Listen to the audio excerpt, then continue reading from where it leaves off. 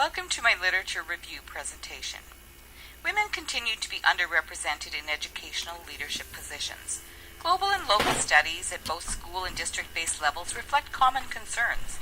The problem is that while gender inequality is often studied, this issue remains unresolved. There has been a worldwide increase in the number of women in senior leadership roles, yet females remain underrepresented in school superintendent and principal positions. While the majority of teachers are women, there are a disproportionate number of school administrators and superintendents who are men.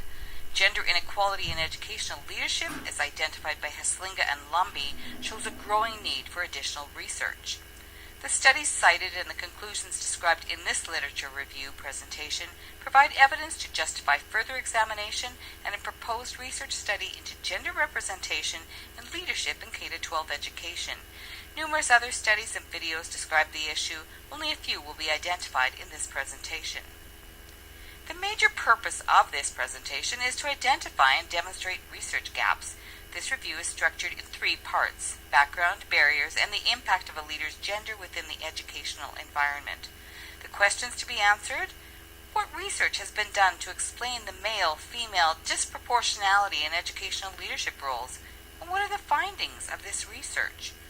What research has been done to explore how a leader's gender may influence the school or school district they lead? What are the findings of this research? Following the three sections of the literature review, conclusions are presented. The final slides provide a list of cited references. Research on gender inequities within educational leadership positions is ongoing. Even as women outnumber men in teaching jobs, educational leadership remains predominantly male-dominated. While similar numbers have been found in most countries, Burton and Weiner found that more than 86% of the American teaching force is female. This statistic, when compared to the percentage of female principals in the U.S., indicates disproportionality in the leadership role. Burton and Weiner also indicated that women make up 52% of the principals in grades K through 8 and only 30% at the high school level. In a similar study by the American Association of School Administrators, results show that the number of women superintendents is approximately 1 to 3. On the global scale, Lumby indicated that cultural understandings are not in alignment with Western Enlightenment. Mendez and Buzenbark found similar results. Seligton further noted that barriers and discrimination exist worldwide, and Rashid added that as gender barriers are social relationships, slow, systematic changes are a challenge to gender equality. The issue of gender inequality has received considerable attention in many countries and cultures around the world. In Greece, Anastasio and Papakonatou found that a low number of women leadership candidates were nominated for senior positions. Selection methods and interview procedures favor men, and that for women to attain leadership positions, they were required to perform better than men on written examinations. Consistent with these findings, Bagahol, following an 8-country comparative analysis, revealed that some differences do exist, yet overall gender equality for women in higher educational leadership positions is lower than for their male counterparts. Jones and Palmer complemented these findings when quantitatively they found that while the majority of women perceived support from other women on the career advancement side, the qualitative data suggested that jealousy was a concern.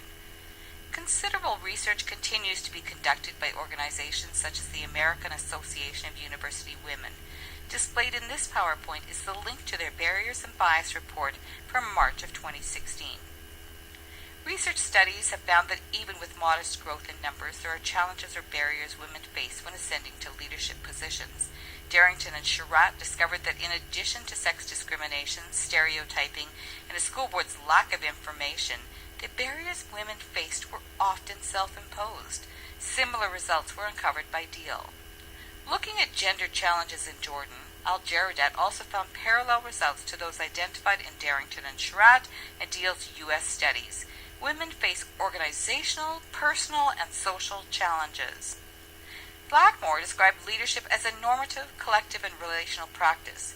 Founded in critical race and feminist theories, the researcher found that educational institutions are not integrating the professional learning of leaders into their structural processes.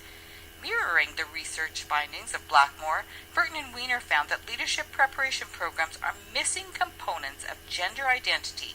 The lack of comprehensive principal preparation programs disadvantages women and promotes male stereotypes. In educational settings, leadership is a relationship-dependent practice.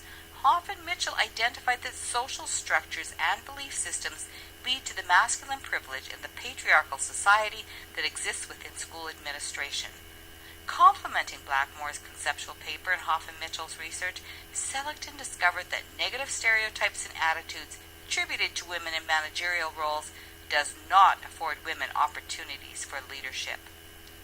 Recruiting and hiring senior-level educational administrators is the responsibility of school boards. Sampson and Davenport established that hiring people like themselves results in practices which are skewed in favor of men. They also found that school boards and search firms, which are male-dominated, lack gender-based training and equity programs. These gendered belief systems and stereotypes were further supported by the study of Gosher, Friesen, and Kay.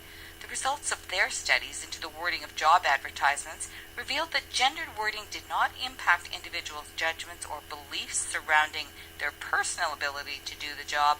Nevertheless, it does affect a woman's view of the job. System structures and behaviors are slow to change. Complementing the work of Gosher et al., Dana and Borisaw and Kasher, Reiko, and Wallen concluded that when women are hired into senior positions, they are most likely to be placed in small or rural areas, receive less pay, have less prestige, often take on complex roles, and the tenure may be shorter than for that of a man. Dana and Borisaw also found that cultural bias, cultural values, and gendered policy are indicative of male dominance and that women may be selected simply as token candidates. In contrast to the previously noted studies, Sampson, Gresham, Applewhite, and Roberts found that the larger percentages of women superintendents in Texas were in urban and central suburban areas. Furthering the research, Hoff and Mitchell identified men as those most likely to quickly move up the leadership ladder. In support of this discovery, Seligton found that women experience sex discrimination and it is males who maintain the power of decision-making. Mirroring these research findings, Wallace confirmed that gender bias and work-life balance were found to be deterrents to a quick climb up the leadership ladder. Women have to wait longer, remain determined, fight harder, and survive both scrutiny and institutional bias to attain the position of superintendent. Translating the educational leadership challenge from business research, it is clear that the same issues arise in organizations around the world and in many industries. The link posted in this slide notes issues found to be present in the leadership realm. Stereotyping and the invisible glass ceiling remain as obstacles for women. Sampson and Davenport noted that the school superintendent's role is the most male-dominated of professional positions. The researchers found that women are often funneled into curriculum development positions or remain in teaching. They are 40 times less likely to advance to senior leadership positions. Sampson and Davenport also found varied and contradictory opinions related to stereotyping. There are opposing views on whether women had to work harder and be willing to relocate in order to attain desired positions. In a similar vein, Rashid's study did not reveal uniformity across societies and cultures. Rashid found that family support and early history are the factors which most influence the career path for women. There was limited mention of the glass ceiling. In a TED Talk from 2012, Eleanor Tabby Hallard-Jordan spoke to an audience in Zurich. Gender-based stereotypes and gender bias, she concluded from her international research, noted that bias and stereotypes continue to exist. Darrington and Sherratt, as well as Sampson and Davenport, found that self-imposed barriers are at play. Motherhood and family obligations influence women's decisions to seek a superintendency. Through an examination of gender barriers, this review examined the disproportionality of women in senior educational roles. Conflicting evidence in the research findings indicates gaps in the research and the need for further study. In the relationship between school leadership and the organization, student success and school climate, as well as perceived effectiveness of a leader, are important. To assess the relationship between two effective school leadership and student achievement, J.D. Nichols and Nichols uncovered two significant factors. Students in schools, led by either males or females, scored consistently on state exams, yet women leaders were judged more harshly. Berkman discovered similar results. Schools reinforce a male-dominant culture, and women are perceived as less effective. These research findings recognize the inequity between male and female leaders and the impact of gender stereotyping on school culture. Neither of these studies, however, assess the impact of the female administrator at a secondary school. In previously noted research by Bagahole, leadership effectiveness was examined. Male dominance, homosexuality, and informal networks exclude women from leadership positions.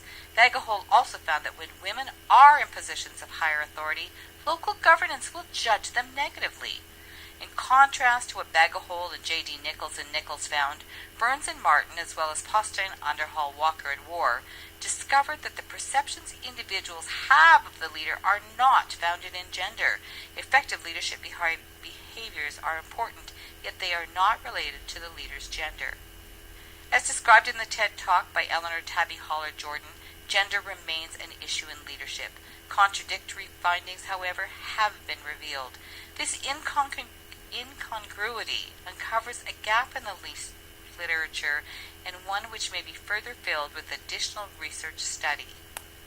The intent of this presentation was to examine the current research and to discover what contributes to gender inequalities within the realm of educational leadership. Through evaluation of the academic research, it is evident that this disproportionality is similar in all countries. The number of women moving into top positions is increasing, yet the numbers remain unequal and women are less likely to be represented in superintendent or principal positions. The research contributions afforded through this review indicated that barriers continue to impact women on their journey to attain top educational leadership positions. As women continue to face leadership challenges, the research revealed that social discrimination and institutional bias exist in the male-dominated educational environment. Education which relies on social relationships has not removed male privilege or system bias toward women in leadership. School district recruitment and hiring processes are slow to change. There is some discrepancy about whether women leaders are assigned where they are, whether there's a difference in pay, how cultural bias and values may impact the recruitment process.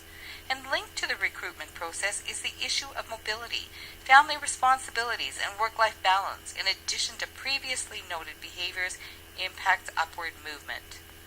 Institutional bias and gender discrimination play a role in stereotyping and the glass ceiling phenomena. Research showed that while there is some consistency in the perceptions and limitations imposed from these barriers, there remains discrepancy surrounding the views and opinions about the impact and existence of the glass ceiling. Student success and school climate are impacted by leadership effectiveness. Nevertheless, controversy surrounds this issue. While some research finds women to be perceived more negatively and judged more harshly, other research indicates that it is inconsequential. Additional study into women in educational leadership may reveal evidence to confirm or disconfirm previous findings. This review examined current studies and provided what the researchers suggested as areas for future research. In addition to finding answers to the questions of gender disproportionality and to subsequently fill the research gap, future studies may provide guidance for leaders and educational institutions. Enjoy your literature review journey.